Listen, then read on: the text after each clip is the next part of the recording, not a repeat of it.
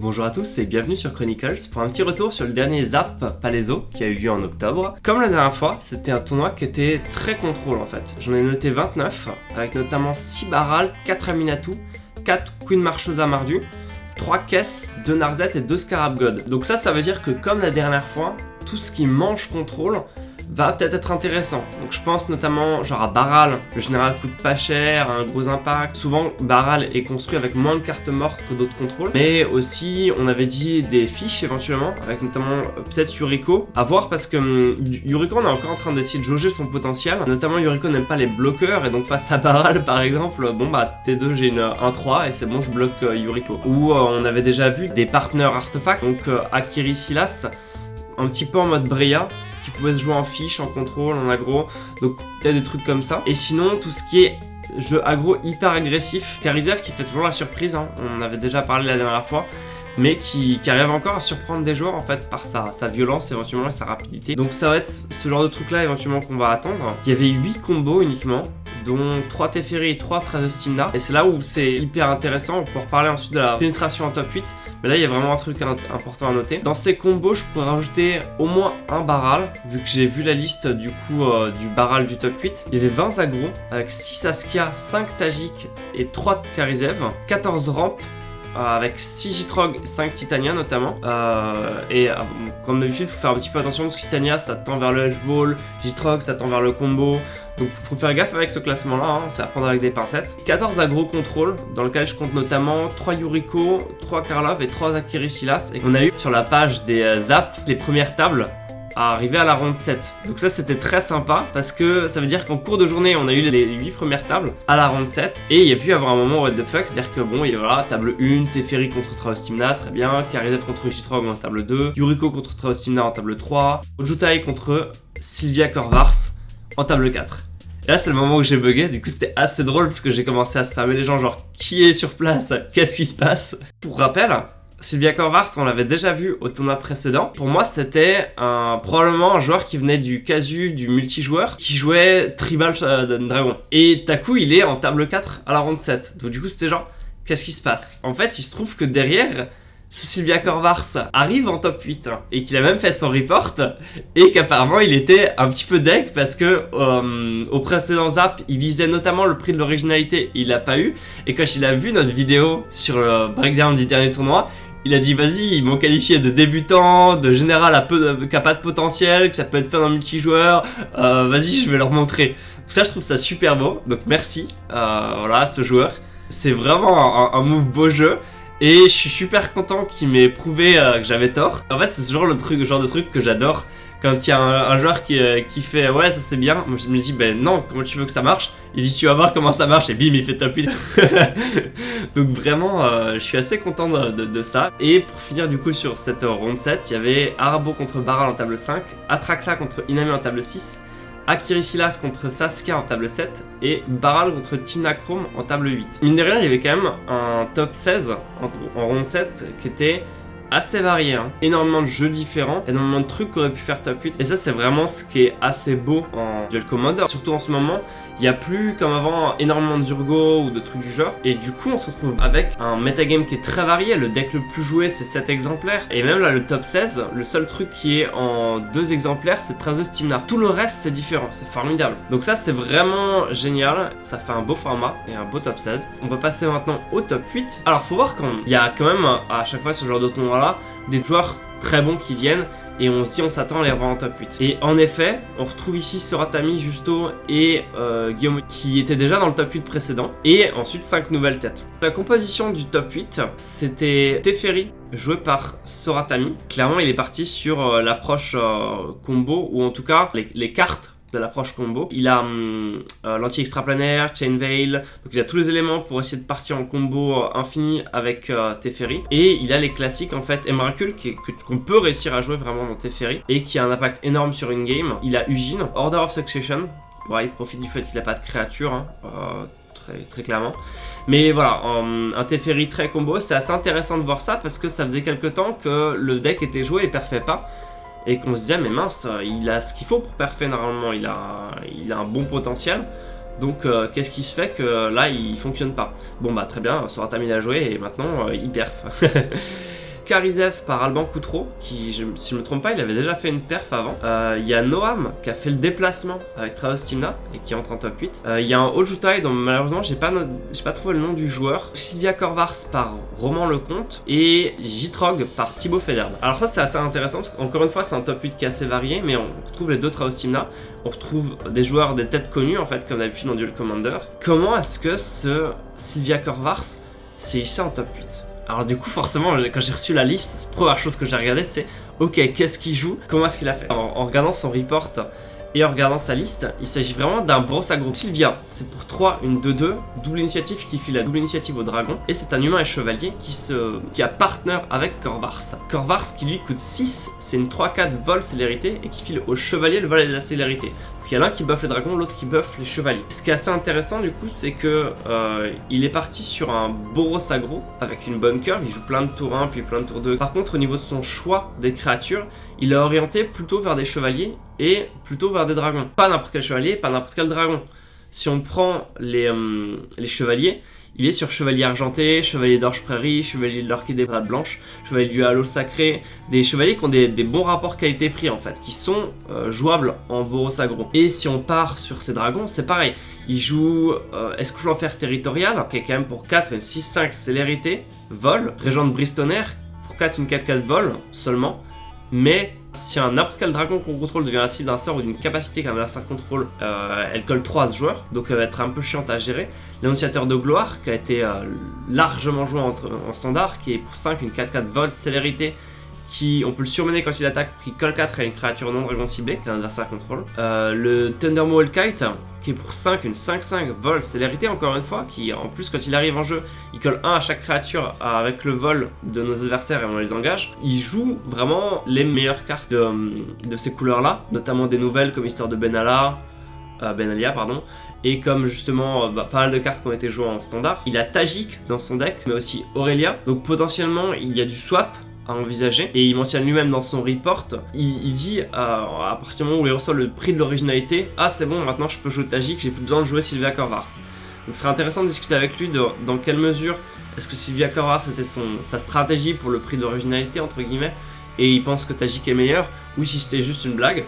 Mais du coup voilà, il y aura des discussions qui seront intéressantes je pense avec cette liste. Le principe du deck du coup c'est qu'il fait une sortie agressive, il a des généraux partners donc potentiellement qui peuvent apporter de la présence sur le board sans lui coûter des cartes en main, ce qui est toujours intéressant dans l'aggro. Rien que Sylvia en fait, c'est pour 3 une 2-2 de double initiative, ce qui avec JT ou même tout seul ça va coller C4, ça va avoir un impact en combat qui est pas négligeable, et potentiellement ça va pouvoir se combiner avec un certain nombre de sorts ou de capacités de son deck, notamment avec le mentor de Tajik par exemple. Et je pense que parmi les deux trucs qui vont vraiment surprendre ses adversaires par rapport à un Boros aggro classique, c'est la double initiative avec les dragons déjà, le fait qu'on joue Sylvia au tour 3 et par exemple le mec a d'autres chats à fouetter et tour 4 on fait Escouflant Fer territorial, vol, célérité, j'attaque, double initiative, je colle 12.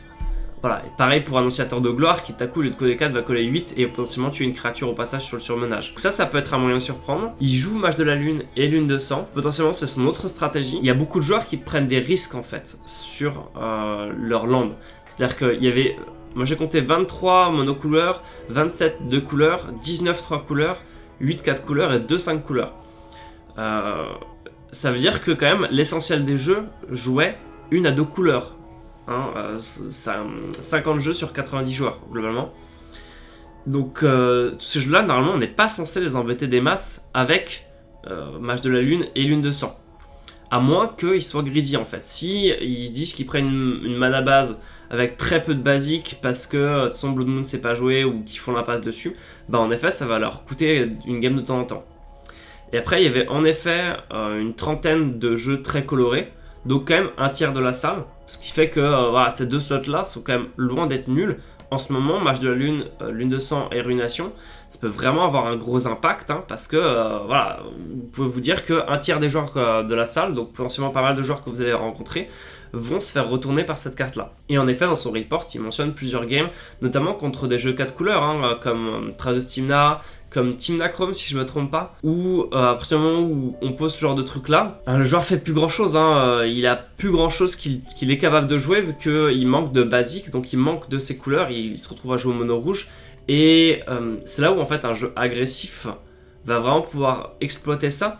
Parce qu'il suffit que le mec soit un petit peu trop lent à réagir avec l'armada de créatures qu'il a en face, et il a perdu. Blood Moon, c'est pas tant un principe de locker l'adversaire que de ralentir suffisamment sa progression et sa capacité à gérer la table pour pouvoir vraiment prendre l'avantage et sécuriser la partie. Et il joue pas Winter Orb, mais ça aurait pu être une carte cohérente dans ce genre-là. Parce qu'à partir du moment où l'adversaire a du mal à continuer à gérer et jouer des Vras contrer, parce que généralement ça lui coûte pas mal de mana, et que à l'inverse, lui a une curve assez basse et a déjà ses créatures sur table, bon bah ça peut être assez intéressant. Donc voilà pour Sylvia Corvars, et encore GG au pilote. Je suis assez heureux d'être détrompé souvent, parce que ça veut dire qu'il y a vraiment un truc que je sous-estimais qui tout à coup est jouable, et ça fait vraiment plaisir parce qu'encore une fois ça ouvre le format et ça apporte potentiellement un vent de fraîcheur. C'est voilà pour ça qu'en stream on aime bien quand il y a des jeux un petit peu inhabituels qui sont un petit peu hauts dans les tables, où on se fait un plaisir d'aller les voir et de leur demander bah tiens, est-ce que ça vous dérange si on vous met un feature table,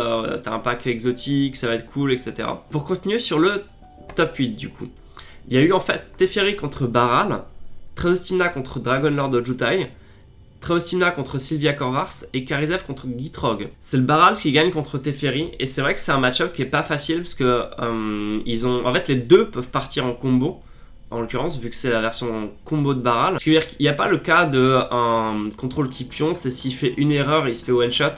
Les deux potentiellement pour one-shot l'adversaire, et c'est ça qui est très difficile, c'est que le premier qui perd une bataille de contre au mauvais moment a potentiellement perdu la partie instantanément. Alors que parfois dans des match-up contrôle, sur un malentendu, on peut quand même perdre une bataille et pas avoir perdu la guerre. Donc ça c'est à noter, et en effet Baral est moins cher, et souvent a la possibilité de gagner au tempo, de passer son Baral avant d'éventuels contres, et de snowball là-dessus. Donc en effet Baral sécurise la partie. Et pourtant voilà, c'était pas forcément gagné d'avance, très loin de là, vu que c'était quand même Sorata mis en face, mais voilà, GG à Guillaume du coup qui arrive à remporter cette partie-là. Treostimna contre Ojutai, c'est Treostimna qui gagne, et du coup c'est justo. Et c'est vrai que c'est pas, comme on en parlait la dernière fois, c'est pas forcément un match-up qui est très facile pour le Ojutai. Parce que en fait les deux généraux en face font du CA, peuvent mettre un petit peu de pression. S'il faut commencer à les contrer, etc., ça demande des ressources, alors que lui, c'est des trucs qui sont dans sa zone de commandement. S'il fait une erreur à un moment, il se fait one shot à la combo. C'est vraiment, enfin Treostimna, ok, je trouve que c'est un jeu qui est très dur à piloter, mais je trouve aussi que c'est un jeu contre lequel c'est très dur de jouer. Il fait tellement de trucs, il y a tellement de moyens de temporiser, de mettre la pression, de faire du CA. C'est vraiment un jeu qui est impressionnant. Et on retrouve d'ailleurs Treostimna ensuite face à Sylvia Corvars. Et encore une fois, c'est pas facile parce que, en fait, contre contrôle, les généraux vont faire du CA, vont grignoter les ressources adverses. Et contre aggro, ça reste une 1-3 qui bloque bien et une 2-2 lien de vie qui pareil bloque bien, refait gagner des points de vie, peut trade avec des mètres contre 2 d'endurance. Donc dans les deux cas c'est chiant. C'est-à-dire que ces généraux là, ils saoulent. Ils ont pas un impact gigantesque sur une game comme on peut le voir sur d'autres généraux en fait. Ils l'emportent face à Sylvia Corvars, donc il a pas dû se prendre de moon, ou en tout cas pas suffisamment. Et encore une fois, ce qui est difficile, c'est que aggro, il essaie de mettre la pression en fait et tuer son adversaire le plus vite possible, mais il y a deux généraux pour temporiser. Et en plus, aggro a besoin de prendre l'avantage sur le champ de bataille, de gagner des batailles, alors que combo, du coup, il peut faire un one shot sans avoir attaqué à la limite. Donc c'est, encore une fois, c'est vraiment pas un match-up facile, et du coup GG aux deux joueurs quand même pour être arrivé là déjà, et du coup à Noam qui avance dans le top 8. Et ensuite c'est Karizev contre Gitrog, où c'est Karizev qui l'emporte, et c'est vrai qu'en fait Karizev, encore une fois, ça surprend par son explosivité. C'est vraiment la carte à jouer ici contre Gitrog. Si la partie dure, en fait Gitrog il part en combo, il fait un CA monstrueux, enfin Gitrog est une tuerie de late game, c'est assez violent, on l'a pu le voir en stream plusieurs fois et vous pourrez le retrouver sur la chaîne. Gitrog c'est pas le truc qu'on aime laisser en plan comme ça, hein, faut le gérer. Donc ça nous fait un top 4 avec Baral contre Treostimna et Treostimna contre Karizev, et il se trouve que c'est encore Baral qui l'emporte sur Treostimna, en sachant que bon, Baral bloque Timna, donc c'est déjà un truc, il peut bloquer un petit peu, essayer de limiter un peu le CA, il peut avoir le petit boost en tempo qui permet de gérer son adversaire et pas forcément se mettre en danger face à la combo, et lui-même de partir en combo. Donc c'est assez intéressant, mais c'était pas pour moi c'est pas un match qui était gagné d'avance, hein, parce que les deux se mettent une belle pression. Après, c'est vrai que j'ai pas mal joué mono bleu comme ça combo. Pour le coup, en fait, Treostimna a moins de moyens d'interagir avec Baral que Baral a de moyens d'interagir avec Treostimna. Et c'est ça aussi qui fait la différence, je pense. C'est que Baral, il peut assez rapidement commencer à jouer ses tours supplémentaires, prendre l'avantage au tempo, au CA, et avoir toujours de la gestion pour s'assurer qu'il perd pas la partie pendant que son adversaire le regarde avec des œufs de Merlan Free en fait à un certain stade. Donc voilà, Baral avance dans ce tournoi et Traostinma contre Karizev, on l'a dit pour Sylvia Korvars, on le redit pour Karizev, ben là c'est Traostinma qui l'emporte et on comprend pourquoi, parce que vraiment c'est pas un match-up qui est facile. On se trouve donc avec une finale Baral contre Traostinma qui n'ont pas joué, du coup ils ont split parce qu'ils se faisaient tard, parce qu'à un certain stade tout le monde a envie de partir, notamment les organisateurs, et c'est ça qui est toujours compliqué. Et on remercie beaucoup les joueurs qui avaient fait l'effort quand il y avait le stream, ce qui du coup apportait justement cette finale jouée en stream, c'était génial. Mais là c'était pas filmé, donc ils ont fait une game pour départager le tapis et ils ont splitté les lots.